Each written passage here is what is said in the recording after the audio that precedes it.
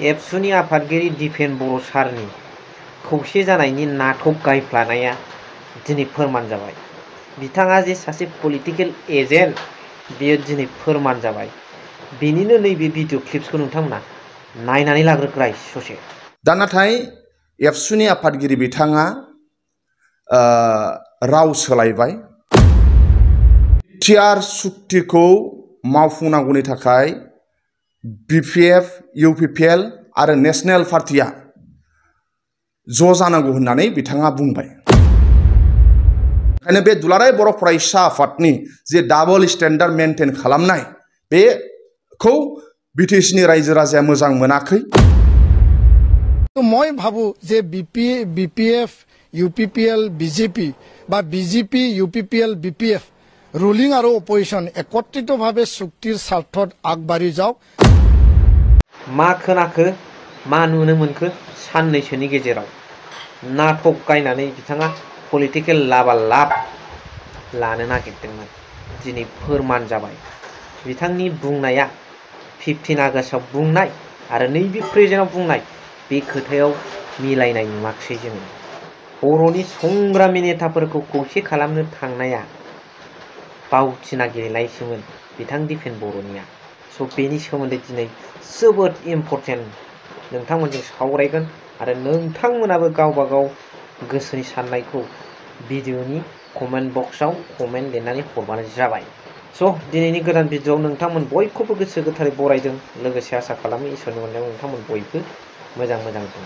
दा बेवहाय 15 आगस्टआव संग्रामि नेताफोरखौ ज' खालामनाय जाय नेताफ्रा बर'नि नेताफ्रा बिजेपियावनो जा, एजिपियावनो जा, कंग्रेसआवनो जा, बिपिएफआवनो जा, इउपिपिएलआवबो जा बिभिन्न दल संगठनफ्राव जे थांनानै दंहैयो बे गासै बर'नि संग्रामि नेताफोरखौ ज' खालामनानै खौसेथिनि लामाजों आगान सुरलांनो थाखाय 15 आगस्टआव दिपेन बर' सारा पस्ट खालामदोंमोन मोनसे। बेनिफ्राय बावैसो नैबे प्रेजेन्टआवहाय बिथाङा मोनसे खोथा मिडियानि गेजेराव बुंबावबाय।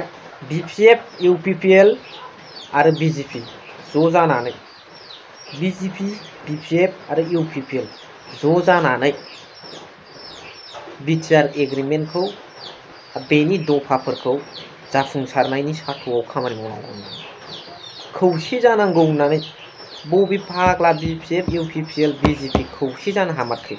मा राव बियो? सिगाङाव मा बुंदों दा मा बुंखो? बेथ' पलिटिकेल एजेन्टनिसो राव।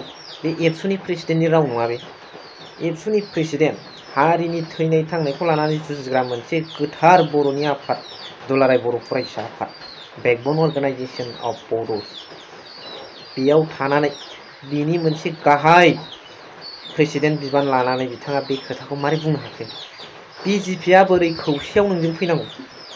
बिस्रा मालाय गावबा गाव नेशनेल पार्टिया गावबा गाव मोनसे संबिजित दङ बिस्रा पार्टिनि कनस्टिटिउसन दं बिस्रा पार्टिनि। नोंनि साननाय नोंनि हास्थायनायजों बिसोर लुबैया। मालाय गावबा गाव मोनसे दिग दं थांग्रा डिप्ल'मेटिक पलिसि आइडिअलजिफोर दं। बोरै नोंनि बुंनायजों बिसोर थांनांगौ जाखो? बिसोर बोरै गोरोबफैनो हानांगौ? हायोबा जोंसो गोरोबनो हायो बिपिएफ, इउपिपिएल बावहाय बर'नि थै गारनानै मोननाय बिटिसि नालाय। बिजेपिनि दैदेनगिरिफ्रा मा बर'नि संग्रामि नेता जाबाय नामा बिसोरो? बिजेपिनि लिडारफ्रा कर्मीफ्रा संग्रामि नेता नामा बर'नि? बीजेपी লিডার সকলে বড় কমিউনিটির সংগ্রামী নেতা হয় না কি? ডিফেন বড় স্যার ইয়াত এনসারটো আগত দি দিও। বিজেপির নেতা সকলে বড় আন্দোলনত তথা বড়োলেণ্ড আন্দোলনত ওলাই আহিছিল। কোনিবা বিজেপির নেতার ফ্যামিলির পরা পুলিশর লাঠি বা মার খাইছে নাকি? ন্যাশনাল হাইওয়ে ওলাই ফেলাই সাউটিং দিছে নাকি বড়োলেণ্ডের কারণে? বড়ো রায় সকলের উন্নতির কারণে, বড়ো রায় সকলের কারণে ব্লাড ডনেট করেছে নাকি? मा सार बिजेपिया जोंनि संग्रामि नेता नामा? सिगाङाव मा रायलायखो दा मा रायलायखो बेखौ मानो लाफादेरखो? बिसोरखौ एरायनानैनो जों रिजनेल पार्टिफ्रा ज' जानानै सासन खालामनो पावाराव फैनो नागिरदोंलाय बेखौ मानो लाफाखै बे रावाथ' नोंनि नङा एबसुनि प्रेसिडेन्टनि नङा बे पलिटिकेल एजेन्टनि रावसो बेनो नोंनि थिंकिङा गोदाव सोराव रायलायलाग्रा सासे लिडार जानानै नोंथांनाव जुदि राजनितिकनि एम्फौआ थिउ थिउ अरदिंगासिनो दंब्ला नोंथाङा राजनितिकनि फोथाराव ओंखारथारनो लुबैबायबा रिजाइन होदो दुलाराय बर' फरायसा आफादनि आफादगिरि बिबानखौ ओंखारदो बास जेबो नङा नोंथांनि बे उल्थां फाल्थां दसेनो उलट फुलट रायजोफोरखौ गोनो गोथो खालामनाय रावखौ खोनासंनांगौबो गैया थांफानांगौबो गैया नोंथाङा बेबायदि बुंनांगौ गैया खिन्थु राजनितिकआव फैयोब्ला नोंथाङा बिदि बुंनो हागोन जेबो नङा बे जाखायो राजनितिकआव नाथाय नोंथाङा दि राजनितिकआव गैया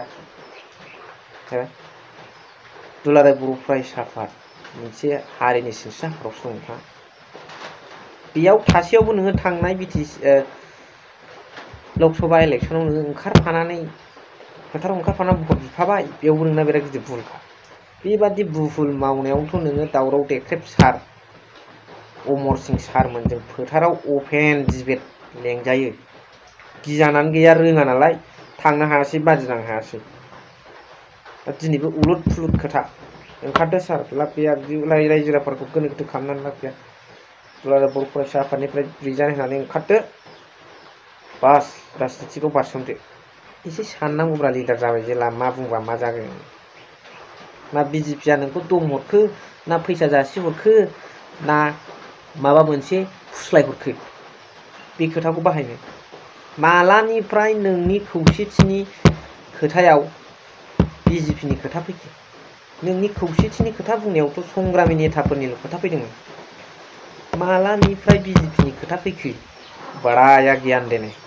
अगर बीजेपी यहाँ पर आ गया तो कौन अंकुश लगाएगा बीजेपी को अंकुश कौन लगाएगा बीजेपी को सोर लागाम हमगोन बिसोरथ' गोसोबादि गावसिनि माखासे पार्टीनि आइडियोलॉजी आरो कन्स्टिट्यूशननि गेजेरजोंसो थांगोन दिनैसिम नोंनि बुंनायखौ मानिफेरदों गावसिनि टाइम मथे गावसिनि साननाय मथे गावसिनि होखानाय फारिलाइ मथेसो बिथांमोना मावगासिनो दं एग्रिमेन्टखौबो नोंनि थिनबानो जे मावाखैना दुखुनांथाव दिपेन बर' सार दसेनो रायजोफोरनि गोसोखौ जै खालामबाय दसेनो मोदै रुथु रुथु ये आपने अच्छा नहीं किया दिपेन बर' सार जातिउता सेन्टिमेन्ट लोगोत सम्पर्क थका नेथार मगरफोरा एनिखवा भेलुलेस हब्द अलाय आहातु आमी निन्दा करो बेनो गाइस नोंथांमोना मा सानो कमेन्टनि गेजेरजों फोरमायहरबानो जाबाय